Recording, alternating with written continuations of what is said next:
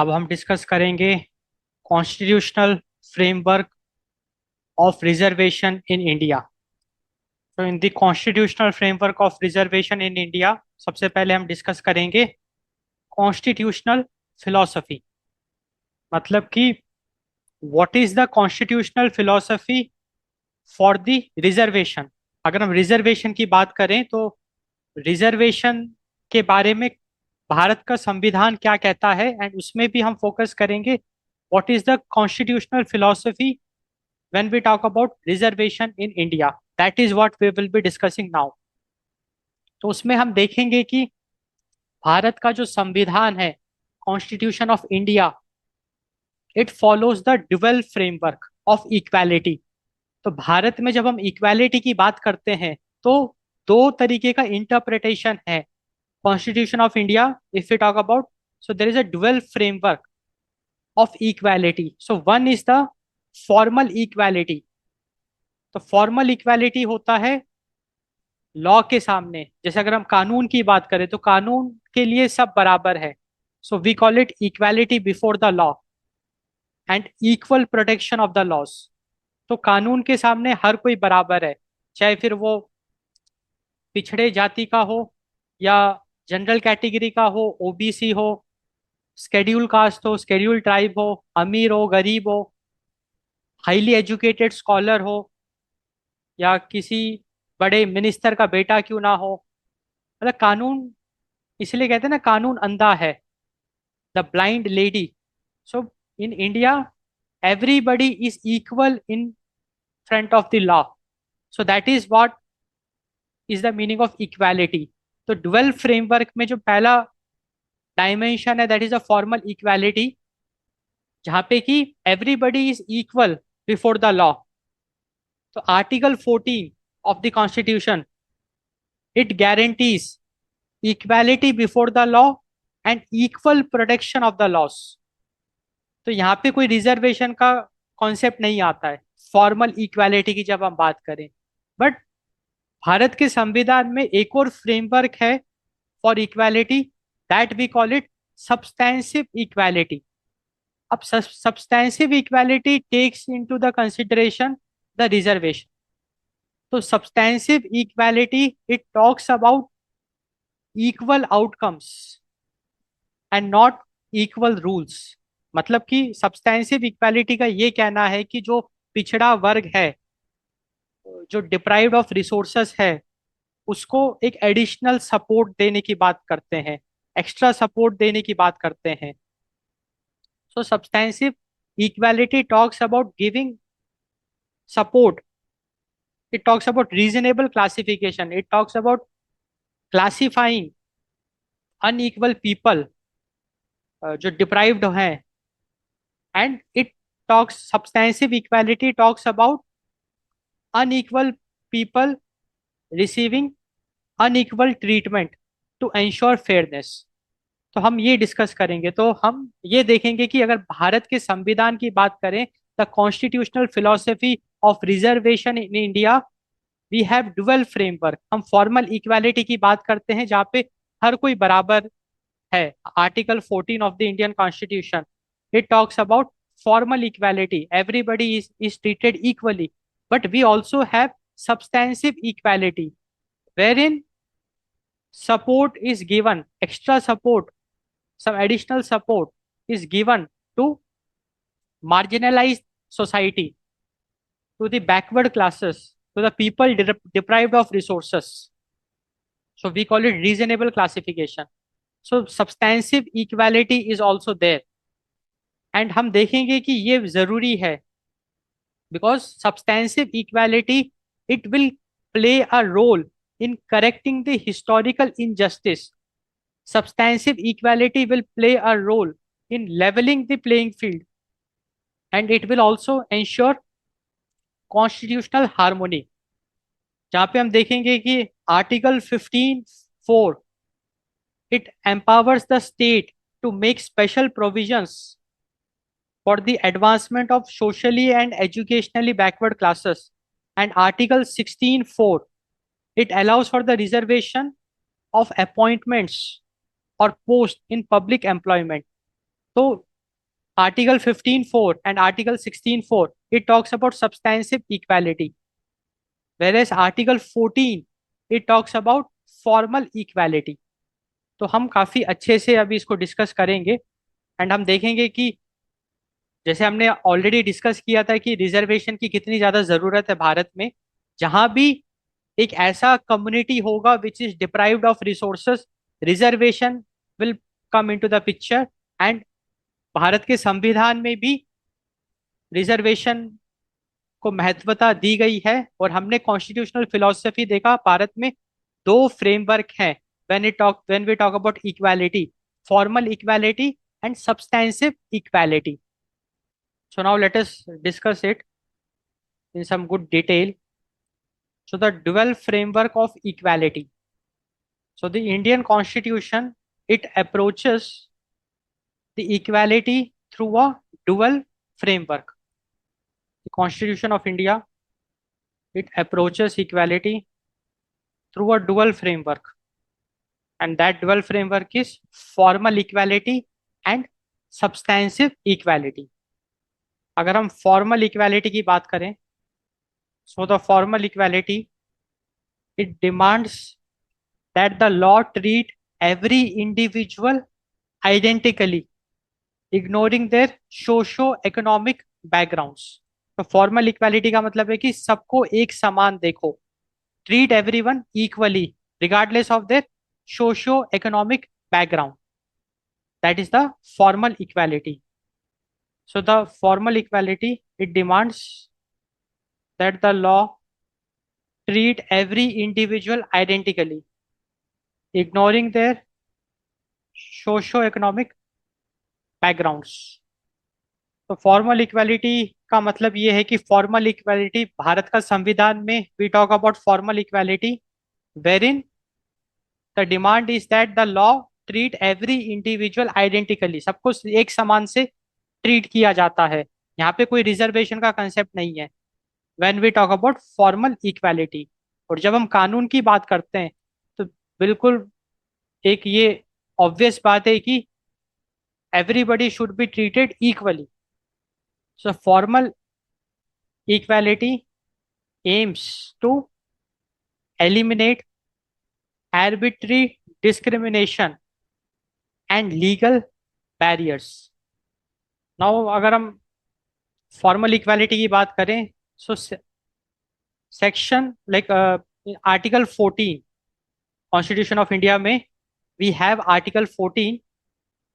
Article 14, it guarantees equality before the law and equal protection of the laws. अगर हम equality before the law की बात करें, article 14, it guarantees formal equality. So one of the example of formal equality is equality before the law, मतलब कि कानून के सामने हर कोई एक समान है। So equality before the law, it is a negative concept, it's a negative concept from British common law। तो इस कॉन्सेप्ट को हमने ब्रिटिश कॉमन लॉ से उठाया है, and it's a negative concept equality before the law, ensuring no individual receives special privileges, ensuring no individual receives special privileges or stands above the law। मतलब ये जो आर्टिकल 14 है equality before the law, ये कहता है कि कोई भी citizen of India cannot stand above the law, no one in India stands above the law, even the president of India या प्राइम मिनिस्टर ऑफ इंडिया, सबको कानून का पालन करना पड़ेगा, कोई भी कानून से बड़ा नहीं है। चाहे चीफ जस्टिस ऑफ इंडिया हो, मतलब बड़ी से बड़ी पर्सनालिटी भी, they are bounded by the law. So nobody stands above the law and no individual receives special privileges. तो यहाँ पे सिर्फ सिंस हम यहाँ पे नो यूज कर रहे हैं इसलिए ये नेगेटिव कॉन्सेप्ट है। Since we are using no here, like nobody stands above the law, no individual receives special privileges, no individual stands above the law, So that's why it's a negative concept from the British common law. And इसका अगर आप interpretation देखोगे तो साफ साफ it is talking about formal equality, it is talking about everybody is treated equally in front of the law regardless of their socio-economic background. So that's the article 14, formal equality. अब article 14 it also guarantees equal protection of the laws. Article 14 also talks about the equal protection of the laws. अब इसका क्या मतलब है equal protection of the laws? So it is a positive concept, equal protection of the laws, from the US Constitution. And this concept, it mandates that like should be treated alike since varying circumstances require different yardsticks. So equal protection of the laws, it mandates likes should be treated alike. And the reason for that is, the reason is varying circumstances requires different yardsticks. तो यहाँ पे ये जो alike word use किया है, alike का मतलब है इन अ सिमिलर वे. alike का मतलब है सिमिलर मैनर, सिमिलर वे, मतलब कि likes should be treated in a similar fashion. मतलब कि लेट अस सपोज दो इंजीनियर हैं, एक आईआईटी से पढ़ा हुआ है और एक एक कोई छोटे प्राइवेट कॉलेज से पढ़ा हुआ है. So equal protection of the laws का मतलब ये है कि जो किसी छोटे कॉलेज से पढ़ा है उसको भी उतना ही हक है, उसको उतना ही प्रोटेक्शन मिलेगा कानून से जितना एक आईआईटी ग्रेजुएट को मिलता है. मतलब कानून के सामने भले ही आप नेशन बिल्डिंग में एक बड़ा रोल प्ले कर रहे हो, despite of that you will get equal protection of the loss. मान के चलिए कि एक नागरिक है, वो नेशन बिल्डिंग में कोई भी रोल प्ले नहीं कर रहा है, वो मतलब मान के चलो कि हेल्पलेस है, वो बस खाता पीता है सो जाता है, उसको भी उतना प्रोटेक्शन मिला है जितना किसी एक आम आदमी को जो दिन भर मजदूरी कर रहा है या दिन भर किसी फैक्ट्री में काम कर रहा है, तो थोड़ा बहुत वो नेशन बिल्डिंग इकोनॉमिक एक्टिविटी में कंट्रीब्यूट कर रहा है, जीडीपी में कंट्रीब्यूट कर रहा है. So that is the meaning of equal protection of the laws. Like should be treated alike. मतलब similar kind of a treatment is given. So it's a positive concept from the US Constitution mandating likes should be treated in a similar way, and that is what is formal equality. तो हमने देखा कि अगर हम constitution of India की बात करें तो it follows the dual framework of equality, जिसमें कि पहला फ्रेमवर्क है formal equality. So the article 14 of the Indian constitution it talks about the formal equality. It guarantees equality before the law, wherein it is a negative concept from the British common law, ensuring that no individual receives special privileges or stands above the law. And Article 14 of the Indian Constitution, it also guarantees equal protection of the laws, wherein it is a positive concept from the US Constitution mandating that likes should be treated alike, since varying circumstances require different yardsticks. So that is the formal equality, which ensures that the law treat every individual identically, ignoring their socio-economic backgrounds. सबको एक समान देखना है. Formal equality की जब हम बात करते हैं तो रिजर्वेशन का सवाल उठता ही नहीं है. In formal equality every citizen is treated in a similar way regardless of their socio-economic background, regardless of their caste, regardless of their religion. And formal equality, it aims to eliminate arbitrary discrimination and legal barriers. Now, we also have something called as substantive equality. So that's the second dimension of the dual framework. So we are discussing the dual framework of equality. Now, the second dimension is substantive equality. Substantive equality. तो अगर हम substantive equality की बात करें, देखो, अ, अगर हम formal equality की बात करें उसका ड्रॉबैक क्या है? Formal equality which treats every citizen equally, it fails in societies fractured by historical caste, gender and economic oppression. मतलब जब भारत आजाद हुआ था उस समय social discrimination was a very very big issue, क्योंकि ब्रिटिशर्स ने भी बहुत ज्यादा सोशल डिस्क्रिमिनेशन किया।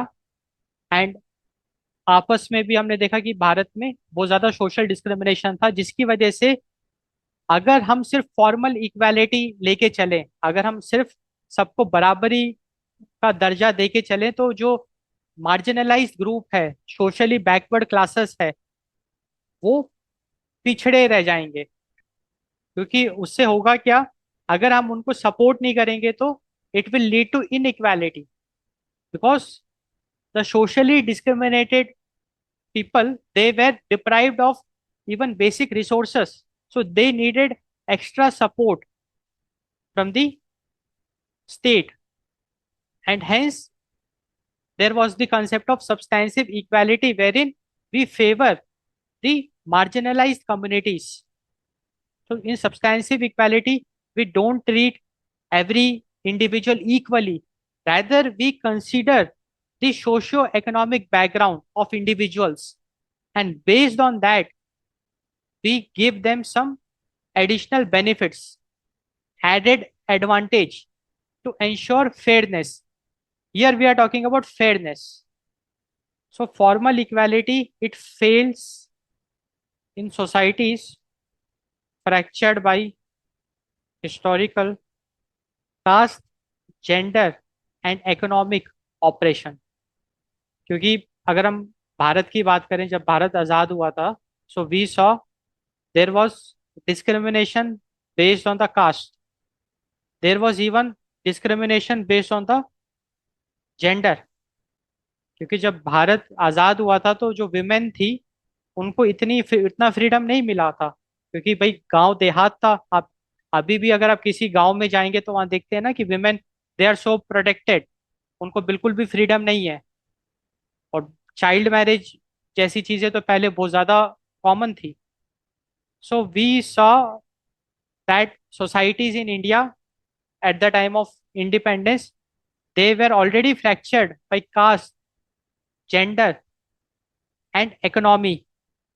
So we saw the historic caste, gender and economic oppression. क्योंकि society is fractured by these kind of discrimination, वहां पे अगर हम इक्वालिटी की बात करेंगे, वहां पे हम कहेंगे कि भाई सबको आप एक समान देखो, तो हम एक नाइंसाफी करेंगे। ये जो भी डिस्क्रिमिनेटेड सोसाइटीज है उनके खिलाफ, उनके साथ हम नाइंसाफी करेंगे। नाइंसाफी इसीलिए करेंगे कि हम उनको बराबरी का दर्जा कैसे दे सकते हैं। We have to look into their terrible conditions, we have to consider their problems. अगर हम ऐसा नहीं करते तो हम बेसिकली करेंगे क्या, अगर हम सबको बराबरी का दर्जा देंगे तो जिनके पास रिसोर्सेस हैं, जिनके पास सुख सुविधाएं हैं, वो तो आगे बढ़ते जाएंगे, और ये पिछड़े वर्ग के लोग वो पिछड़े के पिछड़े रह जाएंगे। And formal equality will just keep on enhancing the inequality. हम इनइक्वालिटी की बात करते हैं, इनइक्वालिटी की बात करते हैं, तो अगर हम फॉर्मल इक्वालिटी पे ही अगर अड़े रहे, then it will just keep on increasing the inequality. तो ट्रीटिंग अनइक्वल्स, जो सोशली लाइक जो फ्रैक्चर्ड सोसाइटीज हैं, we are calling them as unequals. So treating unequals equally, अगर हम उनको एक जनरल कैटेगरी या एक अच्छी सोसाइटी के साथ अगर उस सेम लेवल पे कंसिडर करेंगे, तो हम एक बहुत बड़ी नाइंसाफी करेंगे। So treating unequals fractured societies equally, it will perpetuate inequality. So this is the main idea. तो हमने देखा a very big drawback of formal equality, क्योंकि थियोरेटिकली तो बहुत अच्छा कंसेप्ट है, भाई सबको एक समान मानो, क्योंकि हम लड़ाई भी इसीलिए करते हैं ना, रिजर्वेशन की पूरी लड़ाई इसी मुद्दे पे है कि क्यों हम स्पेशल कोटा दें, क्यों हम उनको स्पेशल फेवर दें, क्यों ना मेरिट के बेसिस पे सब काम करें, क्यों ना मेरिट के बेसिस पे सिलेक्शंस कराएं, मेरिट के बेसिस पे जॉब्स दें, रिजर्वेशन कोटा क्यों दें। तो हमने देखा कि भारत में there are societies which are fractured by discrimination, and if we don't give them special favors, then it will lead to more and more inequality, and it will not be fair for them. So formally equality is not enough, we need something more, and that something more is the substantive equality. And this substantive equality, it targets equal outcomes, not just equal rules. तो यहाँ पे हम सिर्फ equal rules की बात नहीं करते, बल्कि हम इक्वल आउटकम्स की बात करते हैं। इक्वल आउटकम्स का मतलब ये है कि अगर कोई परीक्षा हो रही है, तो उसमें अगर जो साउंड अच्छी सोसाइटीज है वहां से अगर 10 बच्चे सेलेक्ट हो रहे हैं, तो पिछड़े वर्ग से भी कुछ बच्चे सेलेक्ट हो रहे हैं। हमने पिछले पिछड़े वर्ग को बिल्कुल भी साइडलाइन नहीं किया। That is the meaning of equal outcome. अगर कोई सरकारी नौकरी में अच्छे वर्ग, अच्छी सोसाइटीज जिनके पास सारे रिसोर्सेस हैं, अगर वहाँ के बच्चे सेलेक्ट हो रहे हैं in some good jobs, government jobs, तो पिछड़े वर्ग के बच्चे भी सेलेक्ट हो रहे हैं because of the quota, because of the reservation. So that is what, so substantive equality it targets equal outcomes. Substantive equality का मेन एसेंस ये है कि इक्वल आउटकम की बात करते हैं हम लोग, इक्वल आउटकम्स।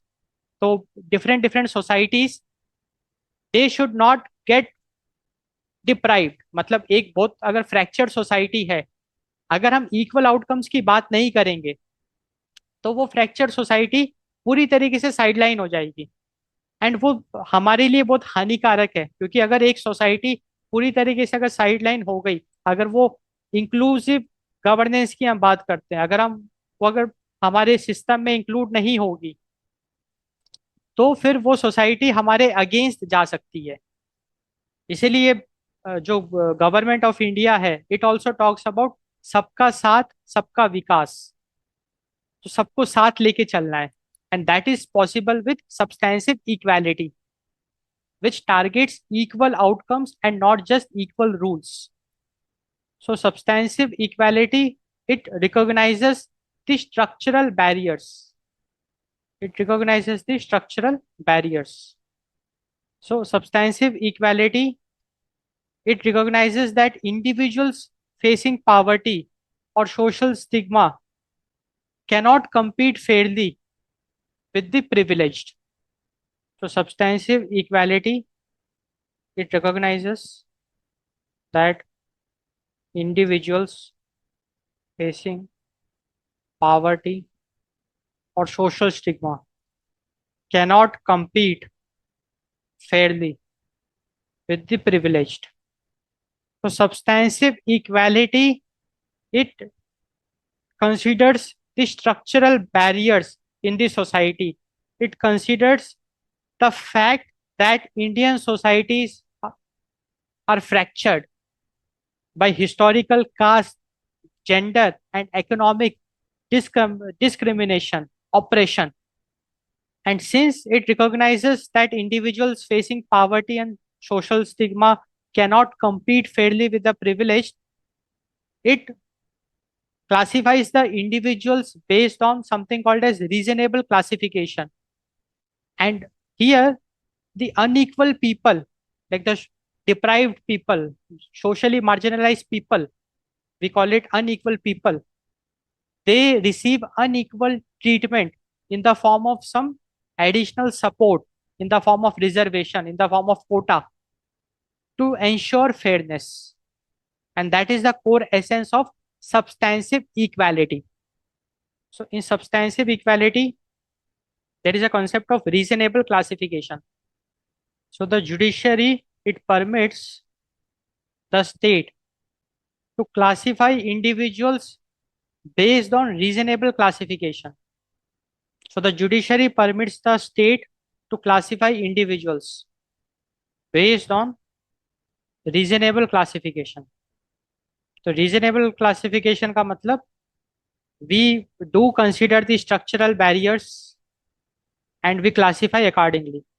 रीजनेबल क्लासिफिकेशन मतलब कि जो हमारा जुडिशरी है वो अलाउ करता है सरकार, लाइक राज्य सरकार है, केंद्र सरकार है, कि वो लोगों को क्लासिफाई करे based on the reasonable classification, and उसके हिसाब से जो जरूरतमंद है, जो सोशली डिस्क्रिमिनेटेड ग्रुप्स हैं, सोसाइटीज हैं, फ्रैक्चर्ड सोसाइटीज हैं, उनको हमने कहा unequal societies, unequal people, they should be given unequal treatment to ensure fairness. So in reasonable classification, what happens is that unequal people, they receive unequal treatment to ensure fairness.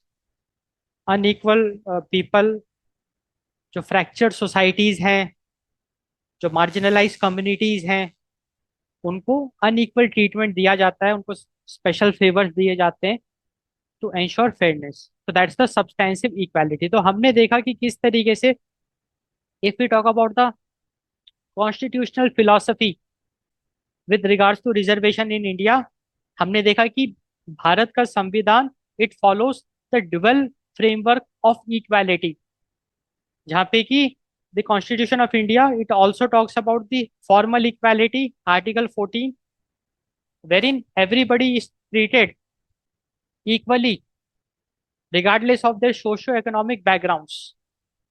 तो article 14 it talks about the equality before the law, कानून के सामने हर कोई बराबर है, and equal protection of the loss, like should be treated in a similar way. And हमने फिर ये भी देखा कि सिर्फ अगर हम फॉर्मल इक्वालिटी को लेके चलें तो that is not sufficient, because formal equality it fails in in a fractured society like India, क्योंकि भारत में जब भारत आजाद हुआ था तो there were many fractured societies which were like historically caste, gender and economic operation उस सोसाइटीज ने फेस किया, जिसकी वजह से अगर हम उनको स्पेशल फेवर नहीं देंगे, अगर हमको इक्वल ट्रीटमेंट देंगे, like if we are just sticking with the formal equality, then we will be ending up in increasing the inequality.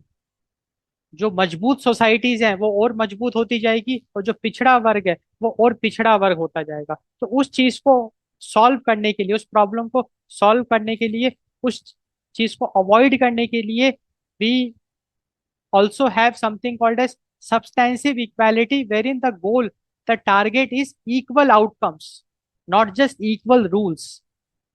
So in substantive equality हम रूल्स की बात नहीं करते कि भाई सबको कानून मानना पड़ेगा, हम आउटकम्स की बात करते हैं. जब मैं आउटकम्स की बात करता हूँ तो जो भी अपॉर्चुनिटीज हैं, मैं इक्वल अपॉर्चुनिटीज की बात करता हूँ. अगर अच्छे सोसाइटी से अगर 10 लोग सेलेक्ट हो रहे हैं तो पिछड़े वर्ग से भी 3-4 लोग सेलेक्ट हो रहे हैं. सो that is the equal outcome, that is the main target of substantive equality.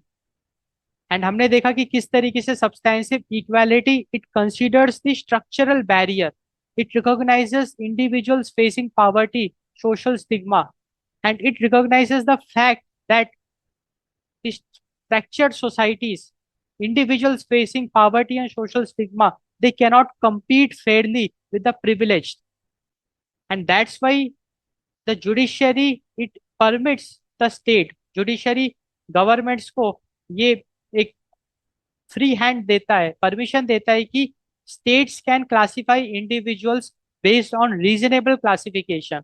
Reasonable classification मतलब अगर कोई सोशियो इकोनॉमिक बैकग्राउंड उसका वीक है, या वो मार्जिनली डिप्राइव्ड है, लेकिन उसके पास रिसोर्सेज की कमी है, मार्जिनली साइडलाइंड है, वो डिस्क्रिमिनेशन का शिकार है, तो उसको हम unequal people, we will treat those set of people as unequal people, and they will receive unequal treatment to ensure fairness. So this is the constitutional philosophy, the dual framework. अभी हम और भी कुछ पॉइंट्स अभी हम discuss करेंगे constitutional philosophy पे। मोटा मोटा आइडिया हमको समझ में आ गया, the dual framework of equality. तो हमने डिस्कस किया the dual framework of equality, formal equality and substantive equality. Now we will be looking at the moral basis of reservation. हमने देखा कि भारत में जो सोसाइटीज है दे आर फ्रैक्चर्ड। जब भारत आजाद हुआ था तब ये बहुत ज्यादा एक बड़ा मुद्दा था। तो फेयरनेस की जब हम बात करें तो रिजर्वेशन की जरूरत हमको समझ में आती है। So there is a moral basis of reservation, because reservation will help us in correcting the historical injustice. कुछ पिछड़ा वर्ग है like SC, schedule caste, schedule tribe, other व बैकवर्ड क्लासेस, वो काफी टाइम से अत्याचार सहते आ रहे हैं, social discrimination. So there is a need to support them, and that's the moral basis of reservation. कि रिजर्वेशन की वजह से we are able to correct the historical injustice, and we are also able to level the playing field. क्योंकि अगर हम playing field की बात करें तो जो प्रिविलेज्ड है उनके पास तो सारे रिसोर्सेस हैं, बट जो अंडर प्रिविलेज्ड हैं उनको हम जब एक्स्ट्रा सपोर्ट दे रहे हैं तो we are levelling the playing field. We are morally empowering the disadvantaged. We are morally empowering the underprivileged to compete fairly, which is very, very important. And इस इन कारणों की वजह से अगर आप कॉन्स्टिट्यूशन ऑफ इंडिया की बात करें तो article 15(4) and article 16(4), it empowers the state to give special support, extra support। वो अभी हम डिस्कस करेंगे। So that is the moral basis of the reservation. तो अब हम डिस्कस करेंगे the moral basis of reservation. तो देखो, unfortunately reservation is often misunderstood as a charity और अ डाइल्यूशन ऑफ मेरिट। क्योंकि आज भी जब हम रिजर्वेशन की बात करते हैं तो लोगों में एक गुस्सा देखने को मिलता है। लोगों में उनको वो कहते हैं कि इट्स अ पार्शियलिटी, एक भेदभाव है। तो ये एक मिसकंसेप्शन फ्लोट हो रहा है। So reservation which is an affirmative action, it is often misunderstood as a charity or a dilution of merit। मतलब रिजर्वेशन को एक चैरिटी की नजर से देखा जाता है कि भाई जो पिछड़ा वर्ग है उसको हमने एक दान दे दिया, या मेरिट का डाइल्यूशन कहा जाता है। बट सच्चाई कुछ और है। So constitutionally and morally reservation is a tool for structural repair and nation building। मतलब अगर हम सही मायने में देखें तो रिजर्वेशन की बहुत ज्यादा आवश्यकता थी जब भारत आजाद हुआ था।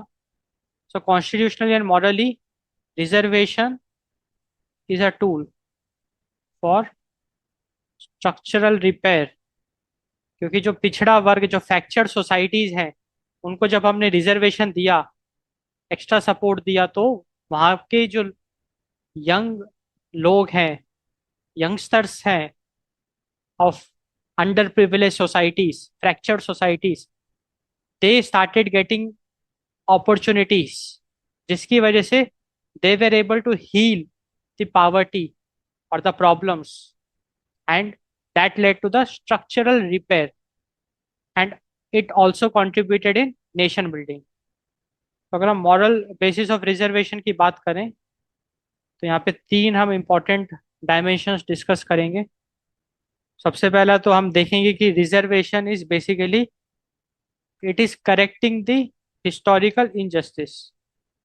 So reservation, it serves as a corrective measure for centuries of systemic exclusion faced by scheduled caste, scheduled tribe and OBC communities to educate, to education, property, and basic human dignity. Education, property, and basic human dignity. तो हमने देखा कि किस तरीके से reservation is able to correct the historical injustice, wherein reservation it serves as a corrective measure for centuries of systemic exclusion faced by SC, ST, and OBC communities to education, property, and basic human dignity. इसी तरीके से we will see that reservation it enables the or it levels the playing field. So reservation plays a role in leveling the playing field.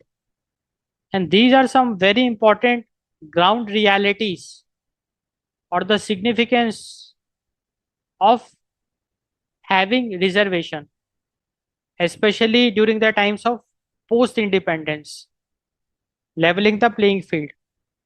So basically हमने reasonable classification की बात करी substantive equality में. So giving unequal treatment, like giving extra support or reserved seats to marginalized groups, it morally empowers them to compete fairly, and in this way we are leveling the playing field. जो पिछड़ा वर्ग है उसको अगर हम एक additional support दे दें तो हम क्या करेंगे, उसको मजबूत बनाएंगे सो दैट वो एक compete कर सके with fairness, and that is what is the leveling the playing field. And with reservation it is possible, because reservation में हम बेसिकली करते क्या है, there is an unequal treatment given to fractured societies, marginalized groups. So the apparent unequal treatment, that is giving extra support or reserved seats to marginalized groups, it will basically, like giving unequal treatment, extra support, or reserved seats to marginalized groups, it will morally empower them. It morally empowers the disadvantaged to compete fairly. तो हमने देखा किस तरीके से अगर हम reservation की बात करें, it is correcting the historical injustice, it is levelling the playing field. And that is why, looking at the importance of reservation in India, we have special constitutional provisions. So we are calling it constitutional harmony. Constitutional harmony. तो basically Bharat के संविधान में भी कुछ articles हैं which empowers the state for reasonable classification. तो अगर हम कॉन्स्टिट्यूशन ऑफ इंडिया की बात करें, we have article 15(4). So this article 15(4), it empowers the state to make special provisions for the advancement of socially and educationally backward classes. तो जब हम special provision की बात करते हैं, हम एक्स्ट्रा सपोर्ट की बात करते हैं, हम एक फेवर देने की बात करते हैं. तो article 15(4) it empowers the state, मतलब स्टेट्स को ये पावर दी जाती है to make special provisions for the advancement of socially and educationally backward classes. And इसी तरीके से we also have Article 16(4) of the Constitution of India, which also empowers the state, which allows the state for the reservation of appointments or posts in public employment. Article 16(4), it allows for the reservation of appointment. There's a reservation of appointments and reservation of post in public employment. तो हमने देखा कि किस तरीके से formal equality was not enough because of the fracture in the societies. There was a moral basis of reservation. हमने देखा कि किस तरीके से reservation historical injustice faced by SC, ST and OBC communities in India वो जो historical injustice है उसको करेक्ट किया जा सकता है with the help of reservation, and also how reservation can enable the level playing field. Because अगर हम अनइक्वल ट्रीटमेंट करते हैं, गिविंग एक्स्ट्रा सपोर्ट और reserve seats to marginalise groups, वो जो एक्स्ट्रा सपोर्ट होगा it will morally empower them. And हमने देखा कि किस तरीके से कॉन्स्टिट्यूशन ऑफ इंडिया में भी इसका जिक्र है, एक्स्ट्रा सपोर्ट देने की बात है। So article 15(4) it empowers the state to make special provisions for the advancement of socially and educationally backward classes। तो जो भी सरकार है, लाइक स्टेट गवर्नमेंट, वो क्या कर सकती है कि वो अपने राज्य में स्पेशल प्रोविजंस बना सकती है, जिससे कि जो पिछड़ा वर्ग है उसको एक सहायता मिले। एंड आर्टिकल 16(4) के तहत जो सरकार है वो जो भी भर्ती है सरकारों की, लाइक सरकारी नौकरी, उसको रिजर्व कर सकती है on the basis of reservation. That power state holds. तो ये था moral basis of reservation. So constitutionally and morally reservation is a tool for structural repair and nation building. Now we are convinced with this fact. तो basically हम लोग discuss कर रहे हैं constitutional framework of reservation in India, and we are talking about the constitutional philosophy. हमने देखा कि किस तरीके से भारत के संविधान में दो फ्रेमवर्क्स हैं। We have the dual frameworks of equality, that is formal equality where everybody is treated equal in front of the law, and we also have substantive equality, जिसका मेन उद्देश्य है इक्वल आउटकम्स, जहाँ पे कि जो पिछड़ा वर्ग है, अंडर प्रिविलेज्ड या जो फ्रैक्चर्ड सोसाइटीज हैं, उनको एक एक्स्ट्रा सपोर्ट देने की बात। So that's the substantive equality. और हमने ये भी डिस्कस किया the moral basis of reservation, कि रिजर्वेशन की वजह से we are able to correct the historical injustice faced by socially discriminated societies like scheduled caste, scheduled tribe, other backward classes. We saw that how reservation it levels the playing field, and हमने constitution of India में भी देखा कि for substantive equality we have article 15(4) and article 16(4) which empowers state to provide some special favors, some extra favor, like state can recognize or classify, we call it reasonable classification। तो states, सरकारें reasonable classification करके वो जो deprived communities हैं, socially discriminated communities, उनको special फायदे पहुंचा सकती है। That is totally valid in India. तो ये सब हमने काफी अच्छे से डिस्कशन किया। अब हम एक और पहलू डिस्कस करते हैं, बहुत important, that is reservation as a facet of equality, not an exception. तो अगर हम रिजर्वेशन की बात करें तो रिजर्वेशन भारत में कोई एक्सेप्शन नहीं है। मतलब लोगों का मिसकंसेप्शन है कि रिजर्वेशन जो है it is a exception to equality. They treat reservation as a charity, as a mercy. ऐसा नहीं है। So reservation is not an exception. Very important point हम डिस्कस कर रहे हैं कि reservation in India is not an exception, rather it is a facet of equality. मतलब वो इक्वालिटी का एक बहुत महत्वपूर्ण हिस्सा है। Reservation, reservation is not an exception. क्योंकि जब भारत आजाद हुआ था, जब कॉन्स्टिट्यूशन बना था, उस समय रिजर्वेशन को एक्सेप्शन माना जाता था। बट जैसे जैसे टाइम के साथ कुछ हमने बहुत इंपॉर्टेंट सुप्रीम कोर्ट जजमेंट्स देखे, वहां पे सुप्रीम कोर्ट ने साफ कर दिया कि reservation is not an exception, rather reservation is a part of substantive equality. जहां पे हमने देखा कि कॉन्स्टिट्यूशन ऑफ इंडिया में देर is a dual framework of equality, so reservation is a part of substantive equality.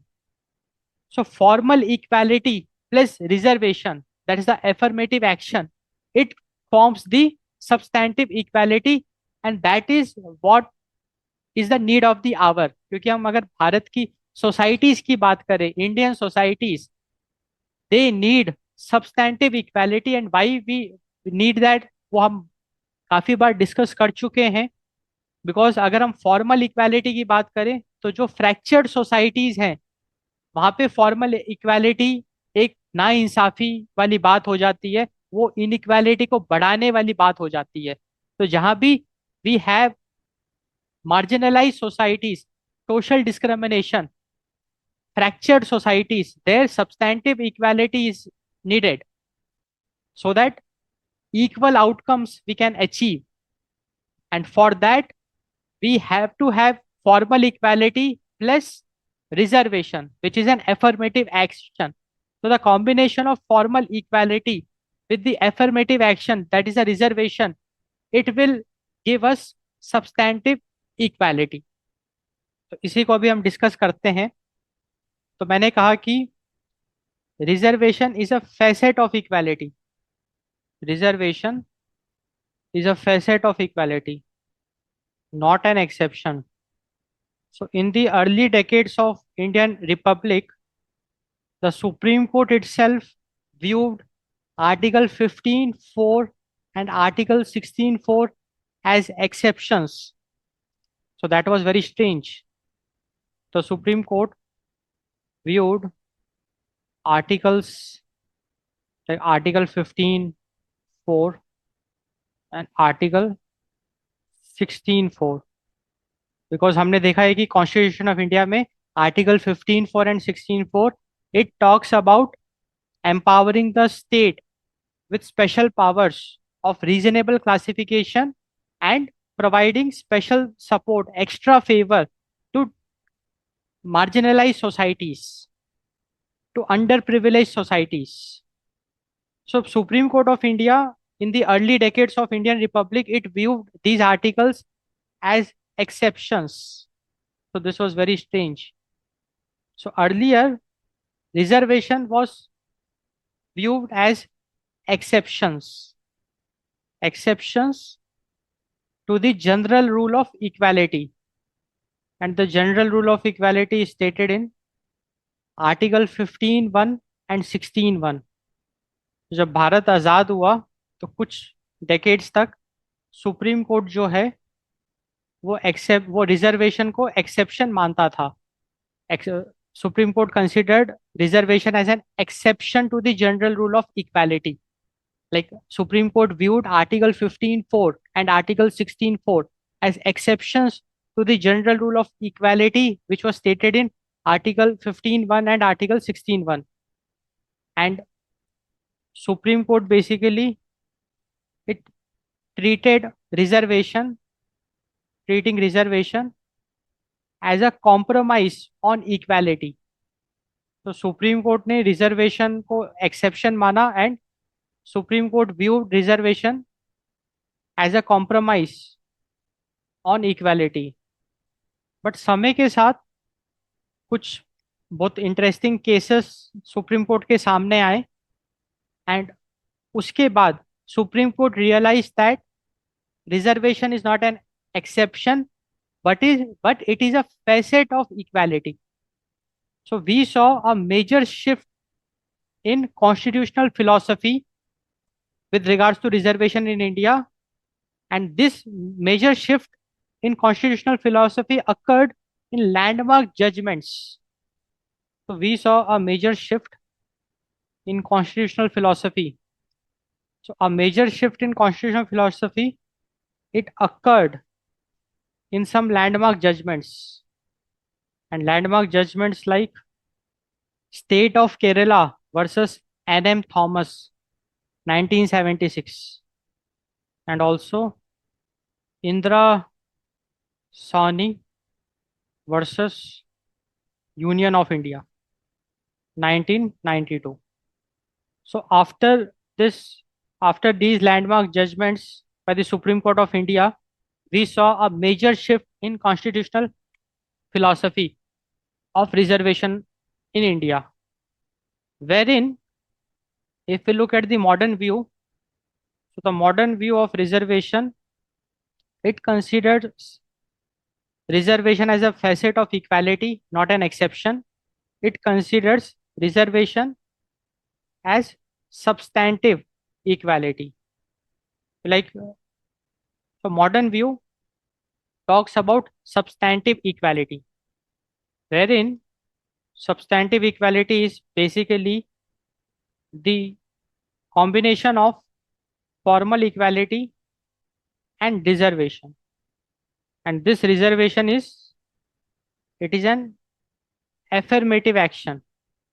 This reservation is an affirmative action. So that's the main idea of substantive equality. तो this was the major shift in constitutional philosophy. तो अब अगर हम reservation की बात करें तो reservation is not an exception, it is a facet of equality. So in modern times हम बात करते हैं सब्सटैंटिव इक्वालिटी की, which targets equal outcomes and which is the sum total of formal equality, or which is a combination of formal equality along with the reservation.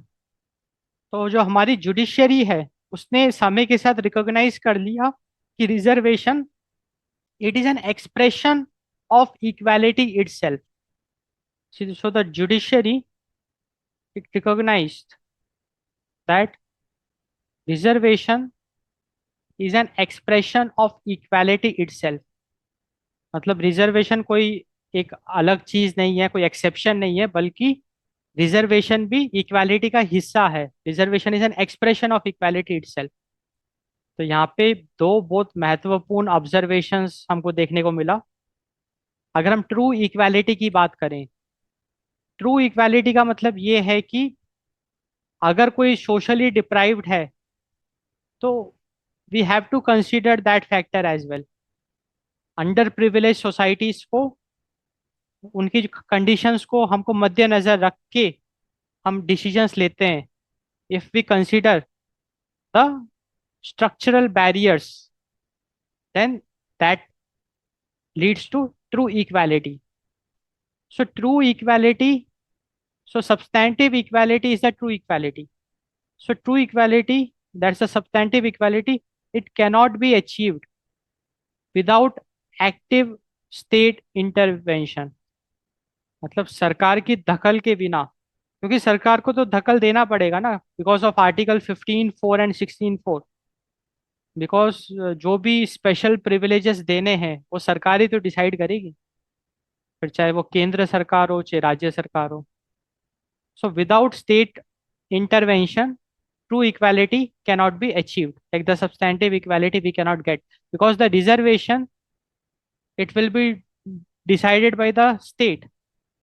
So that is why affirmative action like the reservation, it is not a loophole, but it is a vital mechanism fulfilling the promise of equal protection of the laws.